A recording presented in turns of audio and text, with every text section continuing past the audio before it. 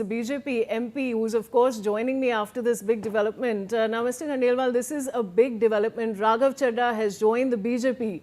Your comments? Well, it is the time for the fascist people like Arvind Kejriwal, who have assumed the power on a very another notion, and which completely forget the basic foundations and principles of Aam Aadmi Party.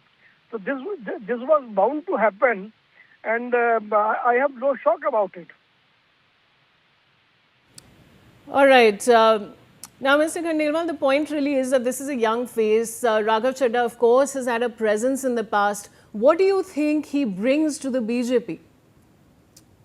Well, still, we have to understand the circumstances and the situation, and the leadership of BJP will definitely decide something on it. Let's wait till such time. All right, Mr. Khandelwal, thank you so much for joining me. And Priya, coming back to the fact that, of course, I was discussing with Mr. Khandelwal that he's a young face, and, I was going to, in fact, ask you of the fact that, is BJP trying to really strengthen its urban, educated voter base through such high-profile inductions? But now I'm going to shift that question and ask you, Chadha has been a vocal critic of the BJP in the past. How will he justify this shift to his voters? Just say I saw light. Politicians find ways to justify these very easily. We've seen a lot of political U-turns. We saw Scindia, we saw a whole lot of Congress leaders who have been critical of Narendra Modi join the BJP. So these things unfortunately happen in politics. And he's also begun the first step by, as you mentioned, deleting his account. But social media has a trail, and there is always someone who's taken a snapshot, and his comments will come back to haunt him. But he can he will find some political spin for that. So that I don't think is going to be a big concern with him. The bigger issue really is, what's going to happen to the Aam Aadmi Party. 7 Rajya Sabha MPs is what we are hearing have quit, and along with Raghav Chadha, and joined the BJP.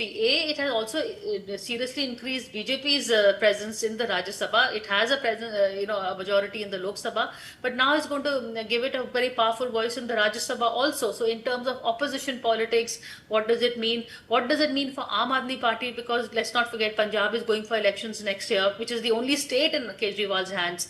He was very confident of it, and there Raghav Chadha had that urban middle class appeal that you spoke about. Raghav Chadha was providing that for the Aam Aadmi Party in Punjab. So what is going to happen to the Aam Aadmi Party's prospects in Punjab is going to be interesting also. It's a big blow for Arvind Kejriwal, happening, as I said, on the eve of, and also the semantics. West Bengal is going to polls right now. BJP is shown, look at the timing of the BJP when it does these things. Raghav Chadha has been waiting in the wings for a while. Why now? Like, why the women's reservation in the middle of West Bengal elections? Why Raghav Chadda's joining the BJP in the middle of West Bengal? Not that he has any presence in West Bengal, but it shows the BJP as a party of, destination where all political leaders who want a future are going to the BJP. That message is going to be coming across also. So a lot of subliminal messaging from Raghav Chadda's exit and joining the BJP over here.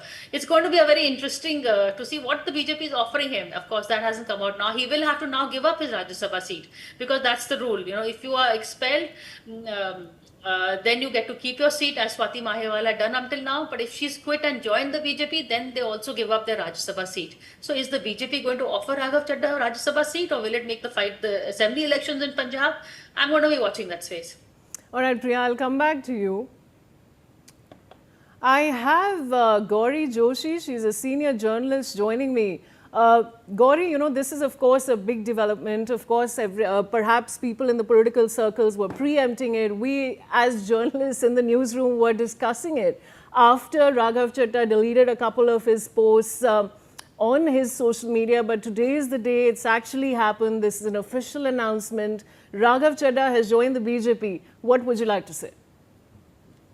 Thank you so much for having me on this live. I mean, this was the closest development I was following, and I really, compliment NewsX for having it first, because all the other outlets that I'm following, they did not have it as early as, NewsX had it. So, I mean, this is a matter of luck that, I was available to be able to not just follow this news, but also comment on it. Now, let's go a little back to how Raghav Chadha has been, very aloof from the up, marrying Pariniti Chopra, then going for an eye operation when the ED excise duty thingy was happening, and then, not really commenting anything when Kejriwal had a press conference where he was crying, Manish Sisodia was consoling him.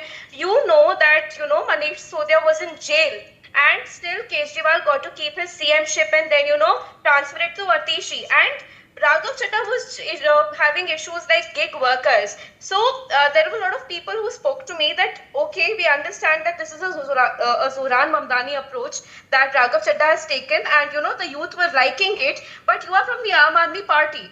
You have limited time, and that limited time should be, for the opposition, for raising questions over the government. But here you are acting like a B team of the BJP. So we all kind of knew that this was coming. What we really expected for him to do was what Amrinder Singh did. He made a unit and then merged with the BJP. As rightly said by Priya ma'am, he should have really been expelled and gotten to keep his Rajya Sabha seat. But I'm pretty sure that the Punjab CM-ship is here for him, because the BJP has a record of helicopter CMs. Remember Kiran Bedi, and Harshvardhan was sidelined, but then, of course, because of an internal rift, they lost. Now, the BJP has a double engine ki sarkar, which is actually really working in the machinery. We know that BJP from the time of 1992 and onwards was a very horizontal party, where everybody used to come and claim that they could be the prime minister. But after the Modi and Shah government has come into place, there is a structure from Bhajan Lal Sharma to Mohan, the CM of Madhya Pradesh, and then you've got Rekha Gupta in Delhi, and you've got all the senior leaders given positions in the cabinet or as governors. So here in Punjab, we really did not have a face for the BJP, and the BJP has had a helicopter candidate in the name of Raghav Chadha, who has star power behind him, with Pariniti being his wife. They of course know the social media game very well. They're actually appealing to the youth, and Punjab is a prosperous state of the youth, really, grappling with drug issues and drunkard issues. And Bhagwant Mann has a record of his own, so I don't want to get into it in this debate. Focusing on Raghav Chadha, the most interesting part is Ashok Mittal, who, for those who don't know, owns Lovely Professional University, whose son Pratham Mittal owns Masters Union. So they are somebody with a lot of back power, Ojha of, a very famous IS coach. He was also fighting the Delhi elections. He actually then took a back step. He did not, really continue in the AAP. So AAP had a very strong support in the education sector with Ashok Mittal, and now if he has also moved to the BJP along with Raghav Chadha, who he was supposed to replace for the AAP, it's a big blow to Kejriwal. So I really don't understand where this is going to go for Aam Aadmi Party from here, because Punjab, if they lose, then, they're a regional party. They're no longer a national party. And, this is going to get very interesting, as we were following the West Bengal elections, the Tamil Nadu elections. I think this new Tadka of Punjab is something that, you and I will be very closely watching from now on.